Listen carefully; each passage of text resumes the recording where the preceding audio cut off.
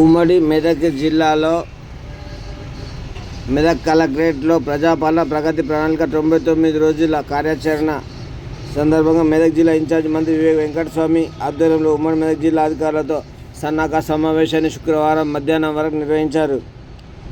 మెదక్, సిద్దిపేట, సంగారెడ్డి జిల్లాల్లో చేపడుతున్న కార్యాచరణను మంత్రికి వివరించారు. ఈ సందర్భంగా ఈ కార్యక్రమంలో Medak MP Raghunandan Rao, Zaheerabad MP Suresh Shetkar, Narayankhed MLA Sanjeeva Reddy, Medak MLA doctor Rohit Rao, గ్రంథాలయ సంస్థ చైర్పర్సన్ సుహాసిని రెడ్డి, పరిశ్రమల శాఖ చైర్పర్సన్ నిర్మలా జగ్గారెడ్డి తదితరులు ఈ కార్యక్రమంలో పాల్గొన్న. ఈ సందర్భంగా మంత్రి వివేక్ వెంకటస్వామి మాట్లాడుతూ ఉమ్మడి మెదక్ జిల్లాలో ప్రభుత్వం తలపెట్టిన ప్రజాపాలన కార్యక్రమాన్ని అధికారులు సమన్వయంతో పనిచేసి జిల్లాను రాష్ట్రంలో ఆదర్శ జిల్లాగా తీర్చిదిద్దాలని మంత్రి వివేక్ వెంకటస్వామి సూచించారు. కార్యాచరణపై మళ్ళీ సమీక్షిస్తానని ఆయన తెలిపారు. అధికారులందరూ ప్రభుత్వం నిర్దేశించిన లక్ష్యాన్ని ఈ సమావేశంలో ఎమ్మెల్సీ అంజిరెడ్డి, జిల్లాల కలెక్టర్లు, జిల్లా అధికారులు తదితరులు పాల్గొన్నారు. అందరికీ నమస్కారం. ఈరోజు మా మెదక్ జిల్లా ఐడిఓసి హాల్లో మా ప్రభుత్వం ప్రతిష్టాత్మకంగా చేపట్టిన ప్రజాపాలన ప్రగతి ప్రణాళిక ప్రోగ్రాం గురించి ఉమ్మడి మెదక్ జిల్లాకి సన్నాహక సమావేశం చేయడం జరుగుతున్నది. ఈ 99 డేస్ యాక్షన్ ప్లాన్లో మనకి 10 మేజర్ థీమ్స్ ఉన్నాయి. ప్రతి థీమ్లో ఒక డిపార్ట్మెంట్కి ఫోకస్ డిపార్ట్మెంట్గా మనం నామినేట్ చేసాము. దీంతోపాటు మనకి ఆల్ 99 డేస్కి ప్రతిరోజు అన్ని డిపార్ట్మెంట్స్ సమన్వయంతో గ్రామ పంచాయత్ లెవెల్లో, మండల్ లెవెల్లో, కాన్స్టిట్యుయెన్సీ లెవెల్లో, జిల్లా లెవెల్లో యాక్టివిటీస్ జరుగుతున్నాయి.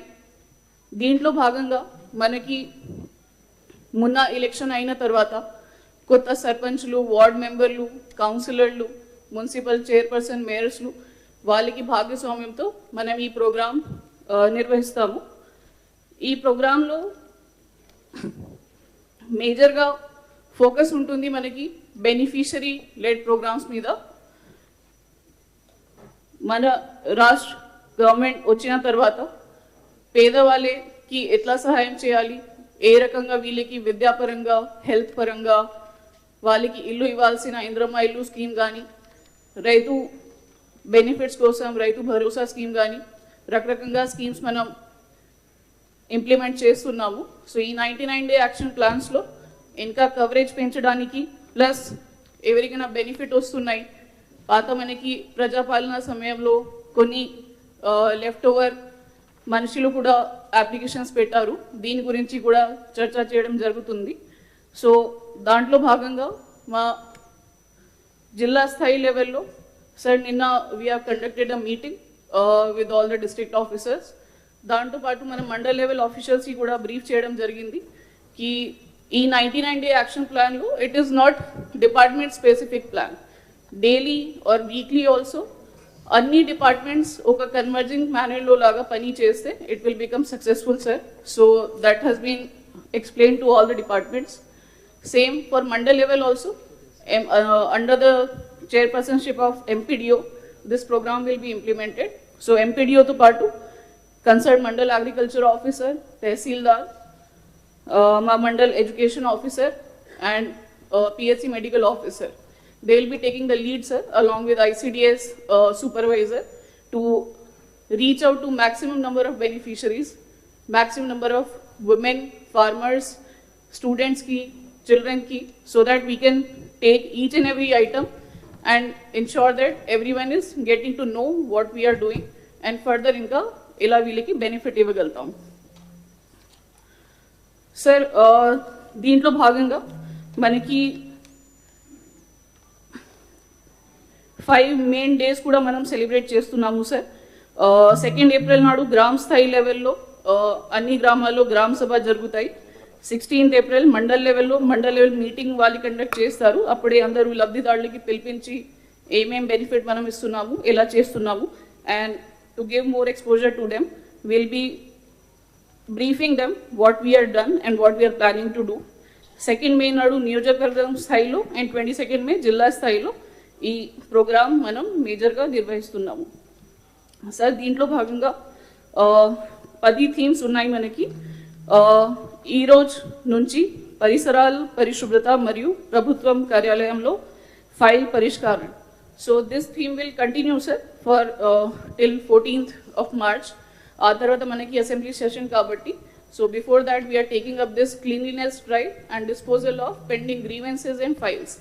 సో స్పెషలీ నిన్న including our own collectorate and all offices, RD offices కానీ, తహసీల్దార్ ఆఫీసెస్ కానీ, మండల్ ఆఫీసెస్ కానీ అందరికీ బ్రీఫ్ చేయడం జరిగింది. వాళ్ళ దగ్గర పెండింగ్ ఫైల్స్ ఏవైనా ఉన్నాయి, పెండింగ్ అప్లికేషన్స్ ఏవైనా ఉన్నాయి, including Bhubharati files, these will be taken up on a mission mode and made sure that immediate disposal is given to such pending applications. దీంతో పాటు సార్ పాత ఫైల్స్ కానీ, పాత డాక్యుమెంట్స్ కానీ, కాగితాలు కానీ ఏవైనా మా ఆఫీస్లో చాలామంది కట్టెల చేసి పెడుతున్నారు, అది కూడా క్లీన్లీనెస్ డ్రైవ్గా will be taking up in this 1 week. So that is the focus which we're giving. ముఖ్యంగా సార్ ప్రభుత్వం ఏదైతే కనుక ప్రగతి పాలన ప్రజా ప్రణాళిక సంబంధించి గైడ్లైన్స్ ఇచ్చున్నారో దీనికి సంబంధించి సిద్దిపేట జిల్లాలో కూడా మా యొక్క జిల్లా ఆఫీసర్లందరికీ కూడా ఒక ఓరియంటేషన్ క్లాస్ నిర్వహించడం జరిగింది సార్. అదేవిధంగా మండల్ లెవెల్ అధికారులకి, డివిజనల్ లెవెల్ అధికారులకు కూడా క్లియర్ గైడ్లైన్స్ ఇవ్వడం జరిగింది కదా సార్. అదే రకంగా గ్రామ పంచాయతీ లెవెల్లో ఏ రకంగా అయితే కనుక గవర్నమెంట్ ఇన్స్ట్రక్షన్స్ ఇచ్చారో ప్రతి department wise action plan prepare చేసుకోవడం కోసం అందరినీ మేము గైడ్ చేయడం జరిగింది సార్. ముఖ్యంగా ఈ ప్రగతి పాలన ప్రజా ప్రణాళిక సంబంధించి sir it's a public governance initiative introduce by the government of Telangana to strengthen people centric administration. The programme aims to involve citizens directly in development planning, improve transparency and ensure that government welfare schemes reach all eligible beneficiaries.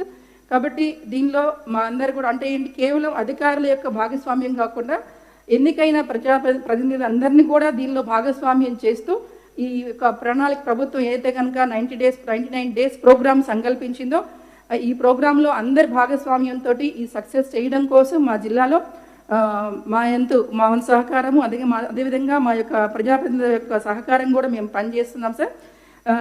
Main benefits, ఈ programme యొక్క benefits ఏంటనేది అందరికీ తెలిసినప్పుడు మాత్రమే ఇక అందరి participation దీనిలో ఉంటుంది.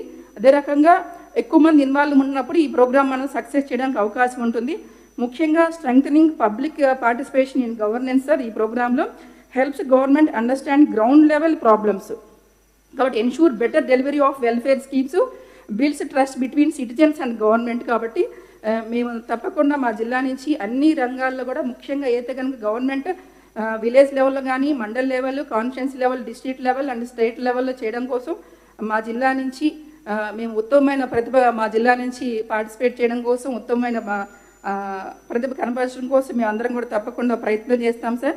ముఖ్యంగా మనకి 10 థీమ్స్ అయితే ఏమైతే ఉన్నాయో ఈ 10 థీమ్స్కి సంబంధించి మనము ఆల్రెడీ గ్రౌండ్ వర్క్ ప్రిపేర్ చేయడం జరిగింది సార్ డిస్ట్రిక్ట్ లెవెల్లో. అదే రకంగా గ్రామ స్థాయిలో ఏం చేయాలనే విషయం కూడా మనకి గవర్నమెంట్ సూచించిన విధంగా మేమందరం కూడా ఈ 10 థీమ్స్ గురించి వర్కౌట్ చేస్తున్నాం సార్.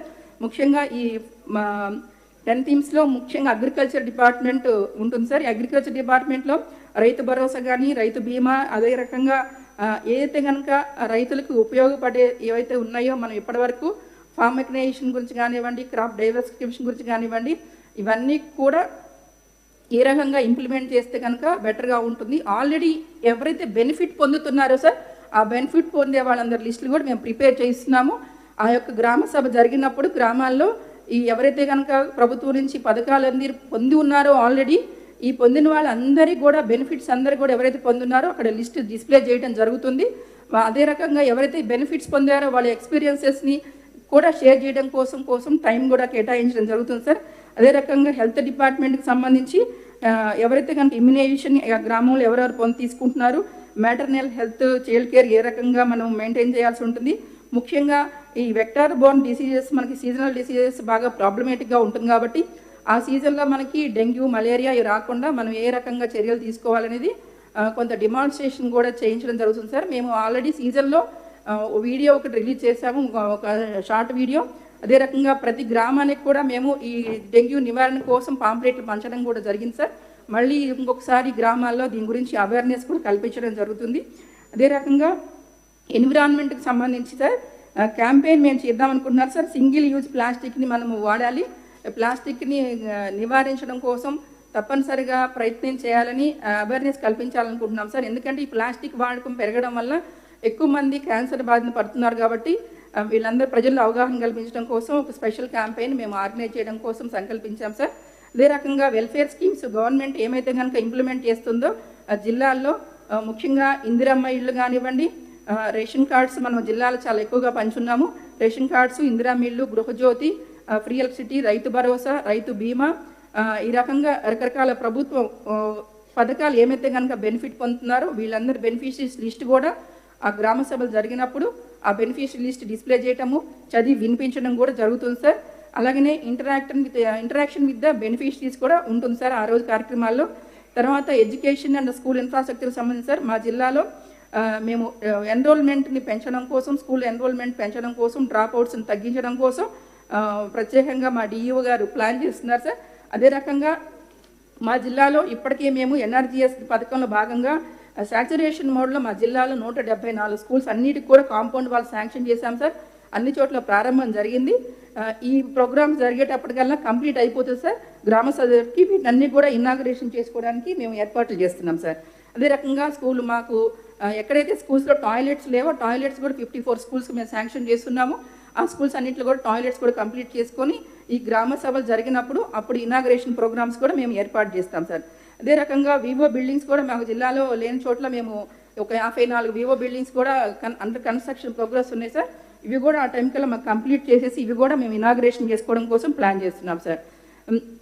అంతేకాకుండా రోడ్ సేఫ్టీకి సంబంధించి మా జిల్లాలో ఉన్న 15 బ్లాక్ స్పాట్స్ ఏమైతే ఉన్నాయో అక్కడ అన్ని చోట్ల కూడా పబ్లిక్ని అవేర్నెస్ కల్పించడం కోసం సైనేజెస్ అవన్నీ కూడా ఏర్పాటు చేయడము, ఆ గ్రామస్తుల ఇన్వాల్వ్మెంట్ కోసం వాళ్ళందరికీ కూడా అవేర్నెస్ కల్పించడం కోసం పోలీస్ డిపార్ట్మెంట్ వారు కూడా ప్రోగ్రామ్స్ డిజైన్ చేస్తున్నారు sir already. Women and child welfare దానికి సంబంధించి కూడా అంగన్వాడీ సెంటర్స్ కూడా మా జిల్లాలో ఒక 74 శాంక్షన్ చేస్తున్నాము. ఇవి కూడా ప్రోగ్రెస్లో ఉన్నాయి సార్. ఆ రోజు నాటికి కంప్లీట్ అన్నీ కూడా మేము ఇనాగ్రేషన్ చేయించి ఏర్పాటు చేస్తాం సార్. ఇది కాకుండా ఎన్విరాన్మెంట్ సంబంధించి సార్ స్పెషల్ క్యాంపెయిన్ కూడా డిఎఫ్ఓ గారు డిజైన్ చేస్తున్నారు సార్ ఆల్రెడీ. దీనికోసం అర్బన్ ఫారెస్ట్ నుంచి కానివ్వండి, ఫారెస్ట్ అవేర్నెస్ కల్పించడం, ఎన్విరాన్మెంట్ గురించి ప్రజల్లో అవగాహన కల్పించడం కోసం, స్కూల్ చిల్డ్రన్లో కూడా అవగాహన కల్పించడం కోసం మేము కొంతమంది స్కూల్స్కి కూడా ఫారెస్ట్ డిపార్ట్మెంట్కి విజిట్ కోసం కూడా ప్లాన్ చేస్తాం సార్, టూర్ లాగా ప్లాన్ చేస్తున్నాం సార్. సో ఇవన్నీ కూడా మా జిల్లా నుంచి అంటే ఇన్నోవేటివ్గా ఉండటం కోసం, ఎక్కువ మంది పబ్లిక్ పార్టిసిపేషన్ చేయడం కోసం మేము ప్రోగ్రామ్స్ ఇంప్లిమెంట్ చేయడం కోసం ప్రణాళిక సిద్ధం చేసుకున్నాం సార్. ఫర్దర్ మీ గైడ్లైన్స్ ఉంటే కనుక తప్పకుండా మేము ఇంకా బెటర్గా కూడా ఇంప్లిమెంట్ చేయడానికి అవకాశం ఉంటుంది sir. Thank you sir. Thank you, Collector. So the intention of the government is to improve the standards of living of the public in different sectors. The government has selected 10 sectors where we can improve the standard of living of the people. ప్రజల జీవన స్థితిగతుల్ని మెరుగుపరచడానికి ఒక 10 విభాగాల్ని రాష్ట్ర ప్రభుత్వం ఎంచుకొని 99 రోజుల ప్రణాళిక ఇచ్చింది. సో చాలా వరకు ఈ ప్రణాళికలు మనం ఇక్కడ కూర్చొని ప్లాన్ చేసుకోవడం, గ్రౌండ్లోకి వచ్చినప్పుడు కొన్ని రకాలైనటువంటి ప్రాక్టికల్ ఇబ్బందుల్ని మనం గమనిస్తూ ఉన్నాం. దయచేసి అధికారులందరికీ నా విజ్ఞప్తి, ఒక ప్రణాళికను ఇంప్లిమెంట్ చేస్తూ మనం గ్రౌండ్లో పోతున్నప్పుడు అక్కడ వచ్చినటువంటి బేసిక్ సమస్యని జిల్లా అధికారులకి, జిల్లా మంత్రి గారి దృష్టికి తీసుకొచ్చి దాన్ని సాల్వ్ చేయడానికి ఏం చేయాలనేది ఒకటి చూడండి.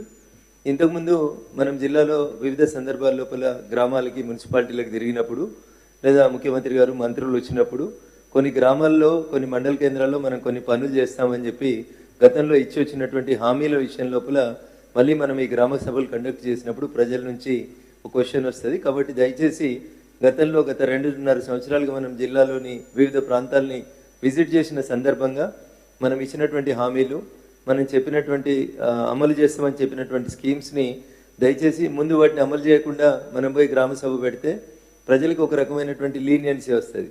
వీళ్ళు ఇలానే వస్తారు, చెప్తారు, పోతారు, కానీ చేసే పనులు ఏం సరిగ్గా చేయట్లేదు అని చెప్పి కొంత నెగ్లిజెన్సీ వస్తుంది. కాబట్టి నోడల్ ఆఫీసర్స్గా మండలానికి పోతున్నటువంటి అధికారులకి నా విజ్ఞప్తి, మీరు మీ మండలానికి, మీకు అలొకేట్ అయినటువంటి మండలానికి పోయే కంటే ముందు దయచేసి జిల్లా కలెక్టర్ గారు కానీ, జిల్లా మంత్రి గారు కానీ ఆ మండలానికి లేదా అసెంబ్లీ కాన్స్టిట్యున్సీకి ఇంతకుముందు మనం ఏమైనా ప్రామిస్ ఇచ్చున్నామా, అది ఎంతవరకు పూర్తి చేశాం, దాన్ని పూర్తి చేయకపోతే ఎక్కడ ఆగింది, పూర్తి చేయడానికి ఇంకే రకమైనటువంటి పనులు మనం చేస్తే బాగుంటాయి అనేది కొంత మీరు ఎక్సర్సైజ్ చేసుకొని పోతే బాగుంటుంది అనేది నా సూచన.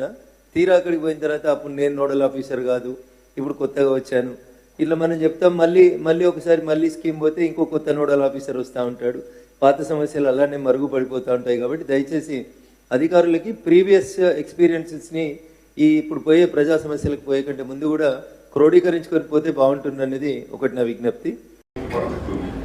అంతే మీరు డిస్ట్రిక్ట్ అధికారిగా మీ ఏఓస్కు వాళ్ళ బాధ్యత, వాళ్ళు 100% అది 1 వీక్ కార్యక్రమం ఉంటుందో ఆ గ్రామంలో ఉన్న అందరు రైతులు ఆ బీమాను కవర్ అవుతారు. రెండోది మన ప్రత్యేకంగా సంగారెడ్డి జిల్లా పెద్ద irrigation farmers. So you have to create more awareness for that. So Meeru at least collector or the collectors.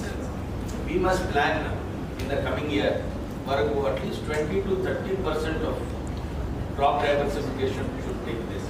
This is the topmost priority. ఎందుకంటే అన్ని చోట్ల కూడా రైస్ ఎక్స్ట్రా ఉంది, కేంద్రంలో కూడా there is surplus of rice, ఎక్కువ export కావడం లేదు.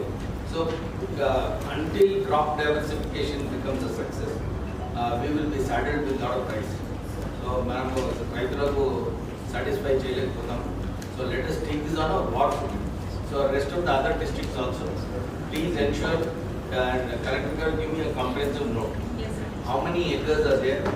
What kind of soil test results have come? A crop says they found, and every quarter there are press conference here.